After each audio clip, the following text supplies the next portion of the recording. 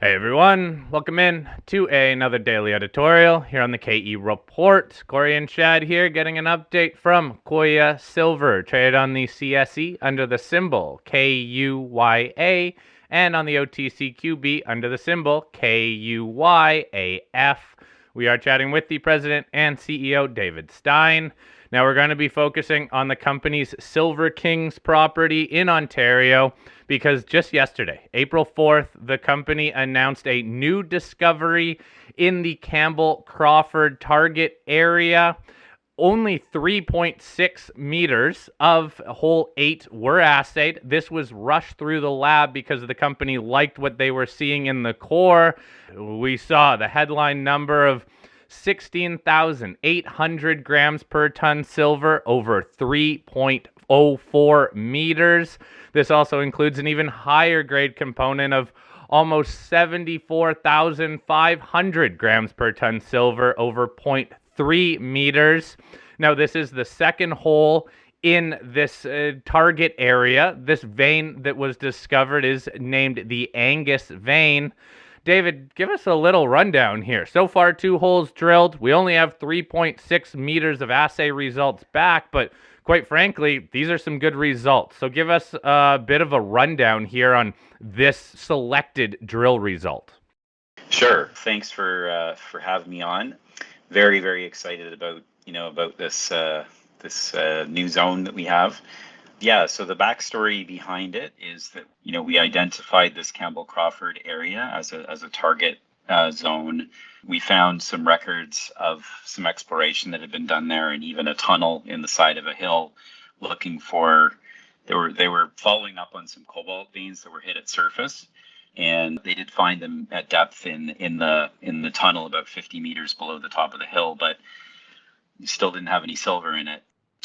The cobalt veins were hosted in the Nipissing diabase, which is a very important area throughout the whole, or an important rock type that's pervasive throughout the cobalt camp, but tends not to be a good host in and of itself. What we find is that the best host for silver mineralization is either immediately or above or below this diabase rock unit. So we thought, let's drill below it and see what we can find, see if we can hit the contact between the Nipissing diabase and the lower rocks. And we did that. So hole number 8 was our second hole into the target. That's where we hit the massive silver mineralization. We saw it in the core. We put out a press release about 2 weeks ago on that. We decided to do a rush assay on a selected several meters, as you mentioned, Corey, just where we kind of saw the best silver mineralization. And, we got the assay results back, and they were reported yesterday. So it's a great start to the program to see that kind of, multi-percent silver mineralization in core. That's really the classic Cobalt Ontario style mineralization that we're looking for. And it's consistent with what the old timers would have been mining back in the 1910s, 1920s, when the area was sort of in its heyday. The difference is that those mines were basically right at or near surface, and we've hit this about 100 or so meters down. So it's a target that was probably a little too deep for someone to go and do an exploration shaft back before diamond drilling even existed. But we're able to go back there today with a new revised model and make a discovery. Yeah, David, the old timers left you a little bit of pay dirt down there, and with modern exploration, you can go down and hit what you'd have to call Bonanza Grades here at with the 16,000 grams per ton silver, or even the 74,000 over that small intercept. But it's also important to note that you have some other holes you drilled through there where you also hit some native silver. When we talked to you back in the middle of March, you were pretty positive that seeing the native silver in the drill core, there would be some grade, but there's also some parts that maybe aren't as zesty that are still important. So I'd love you to maybe contrast some of these high grade silver areas that you're hitting in these veins, but also some of the silver stringers around it and some of the broken up brecciated rock around it, how they're going to contribute to the overall package. Sure. Yeah, good question. So just starting with the hole number 8 that we reported itself, the vein that we're seeing definitely has some structure to it. It's a little bit more complex than let's say a young epithermal silver vein that we might see in Peru, for example. We've got some folding that we're seeing locally, and we're also seeing some brecciation in the actual vein itself, which tends to mean that there's some a lot of energy going through there when the silver was placed with the calcite, which is what makes it white. And probably some other structures could be involved there as well, like intersecting the vein. And that's good to see, because that's really, I think, where we're going to get our best stones. Not to say that some of the other parts of the vein system won't be economic, but I think we're going to see if we drill this off, or when we drill this off, that there'll be some nice pockets where structures intersect and kind of blow out into some bigger zones of mineralization. And perhaps this is indicative of one of those zones. Away from the silver calcite vein itself, you get these silver stringers that are filling fractures right into the wall rock itself. And immediately above the vein, we got a sample with almost, or with over 1% silver. That's obviously very, very rich, and that's away from the vein. And then even further away, there we're still getting some pretty nice silver in the hundreds of grams per ton, or over 1,000 in one case. So there's going to be a bigger package when you sort of add the silver stringers into the mix here. There's going to be a bigger package of rocks that are going to be, we think, that are going to be economic to mine, not just the vein itself or the core of the vein itself. And then I guess as we go, we get further away from the sweet spot, wherever that may be. And I'm not saying that we hit the sweet spot. I think probabilistically we didn't. I think there could be, certainly better stuff down there. It's going to be hard to hit, but we're going to try. But anyway, moving away from that, that core zone, which is mostly silver, you get into some of the more silver and cobalt rich mineralization that are actually in the same vein structures. It's just they're going to be away from the core silver zone. And we're hitting that in some of the other drill holes that we drilled, and still logging as we speak. But we definitely saw more native silver. We're seeing cobalt mineralization, and these are in the same vein structures. So what we need to do next is sort of connect some of these dots together so that we see where the veins are going. And what we believe we're going to see is a vein system here that's got multiple veins, probably in different orientations. So what we've referred to in the past as a vein cluster. We think we have one here.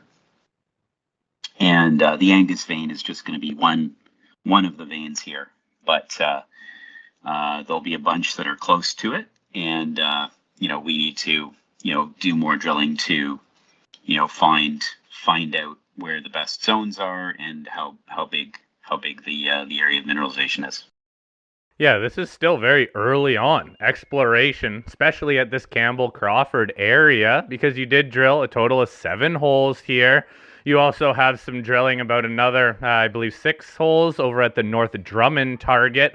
Those are all still to be released. Can you give us any more insights on these 7 holes at the Campbell-Crawford area, though? Because you said these all intersected up to 6 silver, cobalt, mineralized veins per drill hole. Did you intersect all these veins down at around the same depth? What more can you tell us about the potential of these other holes still to come from this Campbell-Crawford area? Yeah, so to answer your question, no, we hit veins at different elevations depending on the hole. I think we try to demonstrate or show a bit of a cartoon with our press release, one of the figures, that where we think the best area for the silver mineralization is right next to the diabase, but you can still get mineralization above and below that. So above, you're actually in the diabase itself, where we see narrower structures, but they can still be mineralized with cobalt and silver, especially cobalt in that case.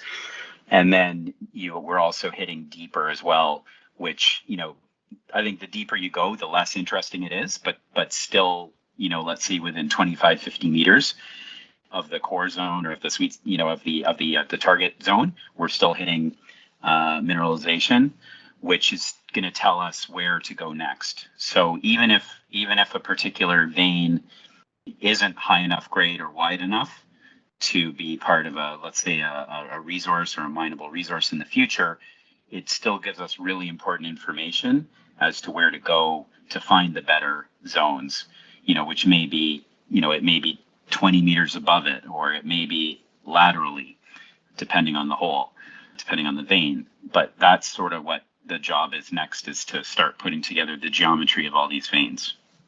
Yeah, David, as more of these drill assays come in, you'll be able to put that geometry together and just see how the structure is holding together.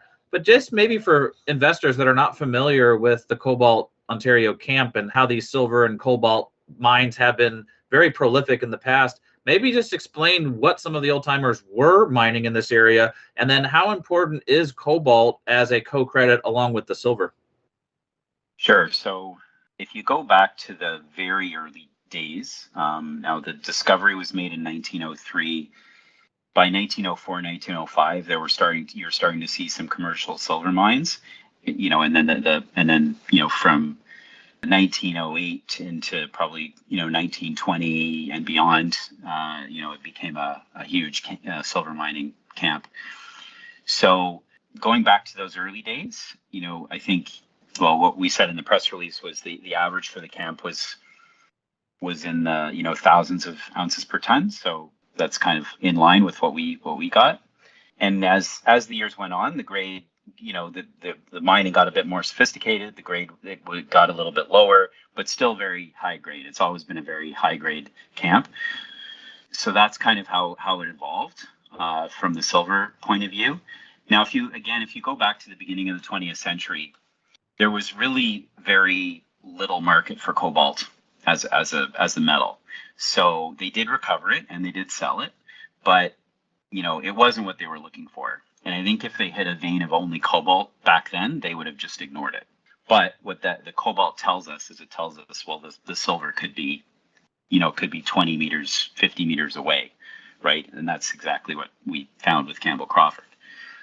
But again, back then, if it was just cobalt, they didn't want it. But if it was silver and they had the cobalt with it, they would take both, and they would, they'd sell the cobalt. So it wasn't, it was a pretty important cobalt producer back when cobalt was not worth anything. But it certainly, I would expect today that in any kind of modern mining scenario, you're going to be recovering cobalt with the silver, because they basically occur together in the same veins. You don't get one without the other.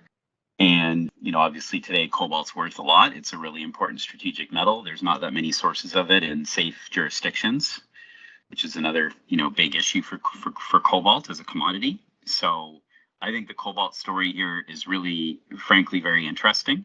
I think the economics are still going to be driven by the silver, but we're very happy to have cobalt as a byproduct here. So we're still waiting on the rest of this hole 8, the other holes from this Campbell-Crawford area, but then there is also those drill holes from that North Drummond target as well. When do you think we're going to start seeing some or all of these holes be released, including those North Drummond ones? Yeah, the entire program was only 13 holes. So our Q1 drill program, which included 3 areas, 3 holes in North Drummond, 3 in by Silver Leaf Crown Reserve, which is on the west side of Kerr Lake, so kind of near North Drummond, and then 7 holes in Campbell-Crawford.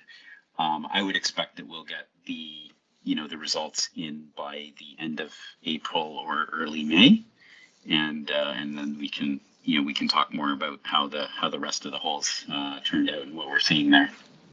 Well, David, just as we take a step back and look at the Silver Kings project in its entirety, when you factor in Campbell-Crawford and the North Drummond target and the Kerr Lake and this whole area, for a long time, most people thought of Kuya Silver as just the Bethania Silver project in Peru. They weren't even giving any value to the Silver Kings project. How would you like investors to think about the overall Silver Kings project here? Well, borrowing from some other, successful mining companies that I've seen over my years of being in the industry, I think having a pipeline of projects at different stages is really beneficial for investors, because it sort of gives exposure to growth diversification, and a pipeline of news all together. So I think it sort of creates the optimal environment for a good valuation and a successful company. So obviously Bethania is much more advanced. It's something that can go into production within months, and we're still pushing on that kind of aggressive timeline. And we know the economics of Bethania are going to be very, very good. We've done a lot of work on that over the past few years, and we're very excited. And on top of that, there's also tons of really exciting exploration potential at Bethania too. And I think Bethania is actually in a lot of ways easier to explore and drill than Ontario, because the veins come right to surface. They're kind of straight. There's not too much kind of structure breaking them up and stuff like that. So Bethania is very kind of low-hanging fruit, very forgiving, and still get really high, exciting grades there. Not as high, but still very, I think, very attractive. Thousands of grams per ton silver plus the byproducts. So that's something I definitely see us doing a lot more work on in the coming months and years. And then at the same time, just behind that, nipping on its heels, we've got the the Silver Kings project in Ontario, where we're still a ways away from having a resource estimate. We've got to drill out Campbell-Crawford and kind of definitely get a lot more holes into it, see how big it is, how all the different veins that we've hit all are relate to each other, and obviously see if there's more. There could be even more. There probably are even more. So there's a lot of work to do there, but it means that we'll have something in the pipeline. And even in a big project like the Silver Kings project itself, it has its own sort of pipeline of the highest priority, most advanced target, which I would say now is Campbell-Crawford. North Drummond would be next, and then we've got lots of other targets sort of behind there that are more grassrootsy, more conceptual, which have little to no drilling in them. And again, our job will be to do a bit of work on those to sort of bring those forward in the pipeline. Obviously, kill any targets that are not looking good, that don't meet expectations, but keep the best ones moving forward, and eventually have hopefully multiple resources on the Silver Kings project. It's such a huge land package that my expectation there we'd actually have multiple resources there in a few years' time. Okay, David, thank you for this update. Again, it is still early on for the drill results here. We're going to have a flurry of results from the rest of this program, which we will definitely follow up on. But as you said, this Campbell-Crawford area clearly rising to the top, at least for right now, on the back of this high-grade result. I'll post a link to the news release for everyone to read over. If you have any follow-up questions, please email us and we will get David to address those. David, thank you for the update. Let's touch base on the back of some more news. Thanks, guys. Really appreciate it.